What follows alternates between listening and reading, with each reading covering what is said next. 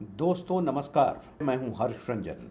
जिसका डर था आखिर वही हो गया।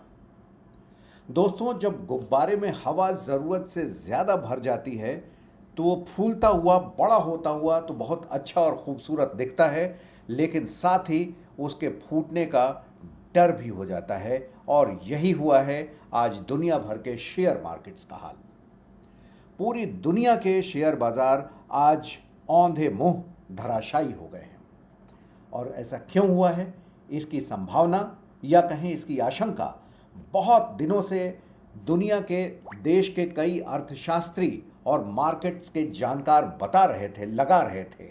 लेकिन इसके बावजूद मार्केट बढ़ता ही जा रहा था क्योंकि लोगों ने खरीदारी जारी रखी हुई थी। लेकिन आज सबके सपने बिखर गए, लाखों करोड़ों रुपए का नुकसान हुआ है।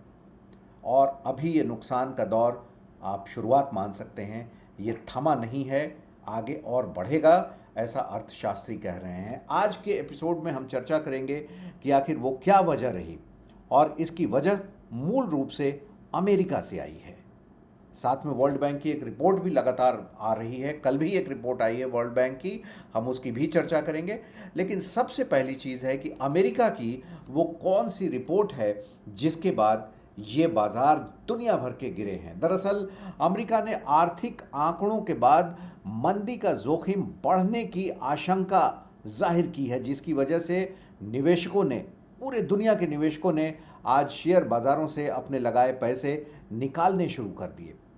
दरअसल पिछले हफ्ते से ही शेयर बाजारों में गिरावट का रुख था, लेकिन सोमवार को जब मार्केट खुला तो इसने विकराल रूप ले लिया। भारतीय शेयर बाजारों में 3% से भी ज़्यादा की गिरावट आज हुई।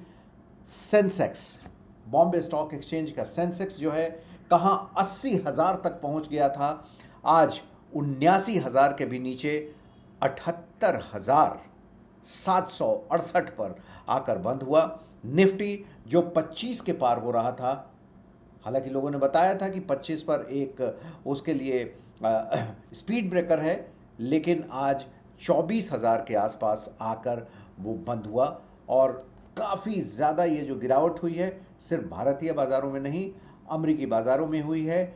जापान में सबसे ज़्यादा 11% से भी ज़्यादा गिरावट हुई है। वहाँ भी निवेशकों ने खूब अपने लगाए हुए पैसे बेचे, शेयर बेच दिए, जिसकी वजह से वहाँ गिरावट हुई। आइए अब जानते हैं कि आखिर क्या वजह रही कि दुनिया भर के शेयर बाज़ारों में एक तरीके से तबाही मच गई। दुनिया भर की इस मची तबाही की जो जड़ें हैं, दरअसल वो अमेरिका से ही जुड़ी हुई हैं। और हमने देखा कि किस तरीके से अमेरिका में रोज़गार बहुत बड़ी समस्या बन चुका है। बेरोज़गारी वहाँ बहुत ज़्यादा बढ़ चुकी है। पिछले 2 से 3 वर्षों से यूएस फेडरल रिज़र्व लगातार इन्फ्लेशन को, महंगाई को कंट्रोल करने के लिए अपनी दरें बढ़ाए पे बढ़ाए जा रहा है। आमतौर पे वहाँ 0 या 0 से थोड़ा सा अधिक ब्याज दर बैंकों का होता था, लेकिन लगातार वहाँ ब्याज दर बढ़ रहा है क्योंकि मार्केट से पैसा सक करना है वहाँ के सेंट्रल बैंक को, यूएस फेडरल को। और इसकी वजह से वहाँ पर बहुत महंगाई बढ़ी। महंगाई की वजह से ग्रोथ अफेक्टेड हुआ, महंगाई को कंट्रोल करने की वजह से। और जब ग्रोथ अफेक्टेड होता है तो जाहिर सी बात है बेरोज़गारी बढ़ती है। और बेरोज़गारी आज पूरी दुनिया के कई देशों में एक बहुत बड़ी समस्या है। हालांकि भारत भी इससे अछूता नहीं है, इसलिए भारत में लोगों को बहुत सतर्क रहने की ज़रूरत है, बहुत होशियारी से अपने पैसे को इन्वेस्ट करने की ज़रूरत है, नहीं तो ख़तरा बहुत बड़ा हो सकता है। आइए देखते हैं कि वो क्या महत्वपूर्ण 5 पॉइंट्स रहे, 5 वजहें क्या रहीं जिनकी वजह से दुनिया भर के शेयर बाज़ार गिरे। सबसे पहला तो जो अभी हमने चर्चा किया, अमेरिका की बेरोज़गारी दर। अमेरिका की बेरोज़गारी दर इस समय 4.3% पर पहुंच गई है। अक्टूबर 2021 के बाद से अमेरिका भयानक बेरोज़गारी की तबाही से जूझ रहा है। वहाँ लोग बेरोज़गार हो गए हैं, पैसे नहीं हैं और सरकारी जो अनुदान है उस पर डिपेंड कर रहे हैं। दूसरी सबसे प्रमुख वजह जो दोस्तों जो है वो है आईटी इंडस्ट्री का बुरा हाल। अमेरिकी आईटी सेक्टर में नॉन स्टॉप छंटनी चल रही है। अगर आप उठा के देखें तो जितनी आईटी की बड़ी बड़ी कंपनियां हैं, सॉफ्टवेयर की कंपनियां, उन्होंने हज़ारों की तादाद में अपने एम्प्लॉयज़ को निकाले हैं और इसकी वजह से पूरी दुनिया की जो आईटी इंडस्ट्री है वो एक तरीके से दबाव में आई है और शेयर मार्केट गिरने की एक बहुत बड़ी वजह है। शेयर मार्केट के संदर्भ में एक और इम्पॉर्टेंट होता है पीएमआई डेटा। पीएमआई यानी परचेजिंग मैनेजर्स इंडेक्स, ये मैन्युफैक्चरिंग से संबंधित होता है कि कितना मैन्युफैक्चर हुआ, कितना कंजम्पशन हुआ। अगर अमेरिका की बात करें तो ये डेटा जून के 48.5 के मुकाबले जुलाई में घटकर 46.8 पर आ गया।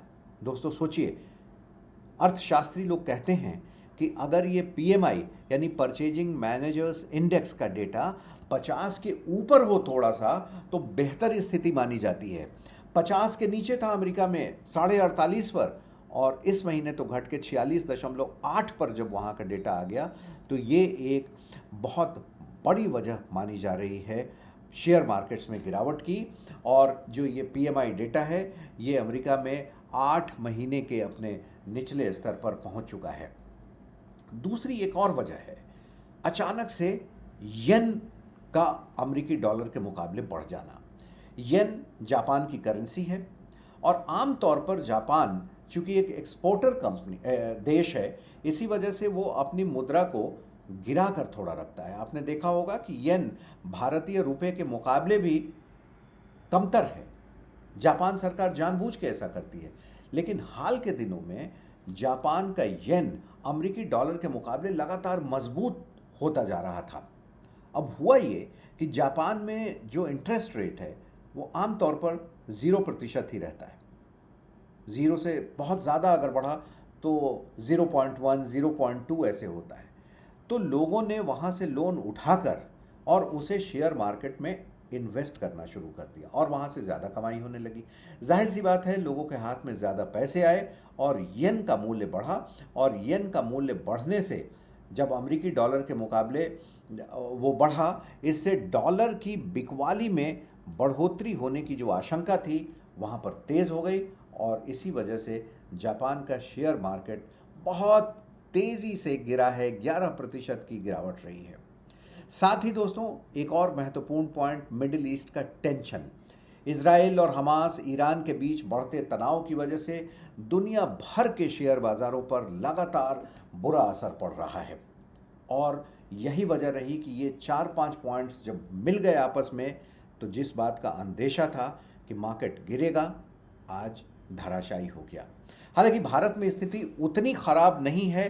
2000 से ज़्यादा सेंसेक्स के गिरने के बावजूद हो सकता है कि मार्केट थोड़ा सा संभल जाए आने वाले दिनों में, लेकिन जो मार्केट के जानकार हैं उनका कहना है कि अपने वैल्यूएशन से कई स्टॉक्स ऐसे हैं जो कि बहुत ज़्यादा पर हैं। ऐसे में सतर्क रहने की ज़रूरत है और वो सिर्फ छोटी कंपनियों के नहीं है, वो बड़ी कंपनियों के भी हैं। लार्ज कैप भी हैं, उसमें मिड कैप भी हैं, स्मॉल कैप भी हैं। अच्छी कंपनियों के जो शेयर हैं अपनी वैल्यूएशन से, अपनी बुक वैल्यू से कहीं ज़्यादा कीमत इस समय रखे हुए हैं। इसलिए बाज़ार में ट्रेड करने के हिसाब से तो घुसना अभी ठीक नहीं है। और इसके साथ ही जिस बात की मैं दूसरी चर्चा करने वाला था, वर्ल्ड बैंक की रिपोर्ट। वर्ल्ड बैंक ने एक रिपोर्ट जारी की है और ये रिपोर्ट आपके लिए बहुत महत्वपूर्ण है, उन देशों के लिए भी महत्वपूर्ण है जो खास करके विकासशील देश हैं और जहां की अर्थव्यवस्था भारत की तरह आगे बढ़ रही है। और वर्ल्ड बैंक ने अपनी रिपोर्ट में भारत का भी उल्लेख किया है। दुनिया में 190 के आसपास देश हैं और वर्ल्ड बैंक का कहना है कि इसमें से 108 देश जो हैं, जो अभी अच्छी तरीके से विकास कर रहे हैं, वहाँ पर परेशानी हो सकती है, इंक्लूडिंग इंडिया, बिकॉज ये देश अभी भी पुराने नियमों से, पुरानी स्ट्रैटेजीज से अर्थशास्त्र को देखते हैं, देश की इकोनॉमी को देखने की कोशिश कर रहे हैं, जिसमें इन्वेस्टमेंट को लेकर देश और दुनिया बहुत परेशान है और वो चाहते हैं और मानते हैं ख़ास तौर पर कि अगर इन्वेस्टमेंट उनके देश में आया तो बहुत ही जो उनकी आर्थिक विकास की दर है, जीडीपी की जो दर है, वो बहुत बढ़ जाएगी। लेकिन वर्ल्ड बैंक की रिपोर्ट में इस बात का उल्लेख किया गया है कि अब ओल्ड स्ट्रैटेजीज़ नहीं चलने वाली हैं। वर्ल्ड बैंक ने बड़े साफ तौर पे कहा है कि ओल्ड स्ट्रेटजीज इकोनॉमिक पे चलना एक तरीके से अपनी कार को पहली गियर में रख कर ये उम्मीद लगाना कि ये बहुत स्पीड पकड़ लेगी, ऐसा ही है जो देश दुनिया के कई देश कर रहे हैं। और इससे भारत को भी सतर्क रहने की ज़रूरत है। इकनॉमी के फ्रंट पे नए रास्ते, नए समाधान तलाशने की ज़रूरत होती है, क्योंकि इकोनॉमिक्स की थ्योरीज़ जो पहले बनाई गई हैं, पहले हो सकता है वो सफल हो, लेकिन ज़रूरी नहीं है कि आज भी वो उतनी ही सफल हों, क्योंकि कंजम्पशन का जो मिजाज है लोगों का और जो नई इनोवेशंस हो रहे हैं, नई चीज़ें आ रही हैं, उसके हिसाब से इकॉनमी को देखने की ज़रूरत है। ऐसा हो नहीं सकता कि हम एक चीज़ का तो इस्तेमाल बहुत बढ़ा दें और दूसरी चीज़ों में हम परंपरागत बने रहें। जैसे कि मोबाइल का इस्तेमाल आज से 15-20 साल पहले नहीं था, इंटरनेट इतना ज़्यादा नहीं था, हम टाइपराइटर का इस्तेमाल करते थे। अब देखिए टाइपराइटर गायब हो गया है, कंप्यूटर्स आ गए हैं, इंटरनेट आ गए हैं, मोबाइल फ़ोन्स आ गए हैं, नए नए एप्लीकेशंस आ गए हैं। इनको तो हम बहुत स्वाभाविक रूप से स्वीकार कर लेते हैं और बहुत खुश रहते हैं, लेकिन अपनी दकियानूसी इकोनॉमी सोच से ऐसे देशों को बाहर निकलने की ज़रूरत है, नई स्ट्रैटेजीज़ बनाने की ज़रूरत है, और तभी देश तरक्की कर पाएगा। और जहाँ तक शेयर मार्केट की बात है, बहुत संभल कर चलें, बहुत जल्दबाजी में किसी को बेचने की भी ज़रूरत नहीं है अगर बहुत आवश्यकता न हो पैसों की, क्योंकि मार्केट आमतौर पर सेंटिमेंट से चलता है। मार्केट एक साइकोलॉजी से चलता है कि जब उसमें बिकवाली का दौर शुरू होता है तो लोग बेचने लगते हैं, और ख़रीदारी का दौर शुरू होता है तो स्टॉक के भाव कितने भी बढ़ जाएं लोग ख़रीदने लगते हैं। तो अभी के मार्केट में ठहराव की ज़रूरत है, ठहरने की ज़रूरत है, और देखने की ज़रूरत है कि ये कौन सी दिशा लेती है और आने वाले समय में क्या होता है। फिलहाल सत्य हिंदी के दर्शकों, बहुत बहुत धन्यवाद। नमस्कार।